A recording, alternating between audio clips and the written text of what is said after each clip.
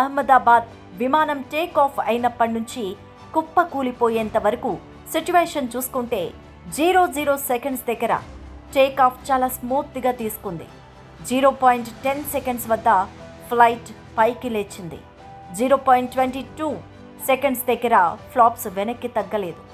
0.25 seconds వద్ద landing gear ఇంకా కిందకే కనిపించింది.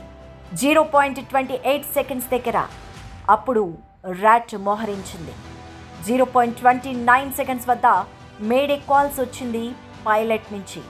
ఎలాంటి రియాక్షన్ రాలేదు. 0.35 సెకండ్స్ అప్పుడు విమానం కొంచెం కిందకి వంగి ప్రయాణించడం మొదలుపెట్టింది. నియంత్రణ సైతం కోల్పోయింది. 0.45 సెకండ్స్లో క్రాష్ అయింది. పెద్ద మంటలతో బ్లాస్ట్ అయింది. ఇందులో ఏదో మతలబు ఉందని చాలా మందికి సందేహాలు రావడం ఆలస్యంగానే మొదలయ్యాయి. కోటిలో ఒక్క విమానం కూడా ఇలా బయలుదేరిన సెకండ్స్ వ్యవధిలో కుప్పకూలిపోవడం అనేది అసంభవం. ఏదో సాంకేతికంగా చేస్తే కానీ ఇలా జరగదంటున్నారు నిపుణులు. ఇందులో పక్షులు ఏవైనా ఢీకొట్టాయేమో అని అనుమానించారు. కానీ ఎక్కడ ఒక్క పక్షి కూడా కనిపించిన దాఖలాలు అయితే లేవు.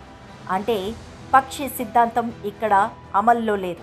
కేవలం 30 నుంచి 45 సెకండ్ల లోపు కుప్పకూలిపోయే విమానమైతే అసలు టేక్ ఆఫ్ తీసుకోవడమే చాలా కష్టమని అంటున్నారు నిపుణులు. ఇది సాంకేతిక లోపము కాదు, యాదృచ్ఛికం అంతకన్నా కాదు. కావాలని ఎవ్వరో పని కట్టుకొని చేసిన ఒక ఆపరేషన్ అంటున్నారు. ఎవరైనా సిబ్బంది రాజీ పడితే కానీ ఇలాంటి సందర్భాలు జరగవు అంటున్నారు.